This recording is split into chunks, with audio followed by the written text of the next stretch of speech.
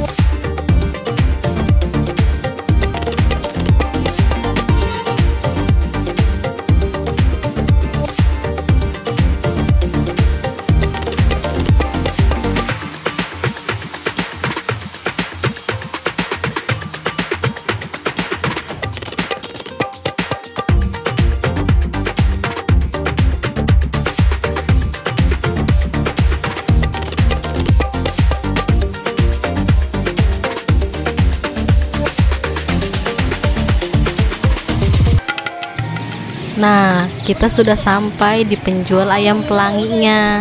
Kira-kira si bocil mau pilih warna apa ya? Hijau, kuning aja bagus. Tuh bagus. Dan ternyata si bocil mau warna hijau. Tapi aku suruh warna kuning. Ini emaknya apa anaknya yang mau ya? Tapi emang warna ayamnya bagus-bagus ya teman-teman. Lucu gitu, gemes. Oh iya, di sini juga selain abangnya jual ayam pelangi, di sini ada kelinci, marmut, ada burung merpati. Ya lumayan lengkap lah. Kayaknya si bocil masih bingung nih mau milih warna apa. Kira-kira warna apa ya yang dia pilih? Nah, si abangnya mau ngambilin nih. Bocil ngambil warna apa ya? Wah, ternyata warna kuning.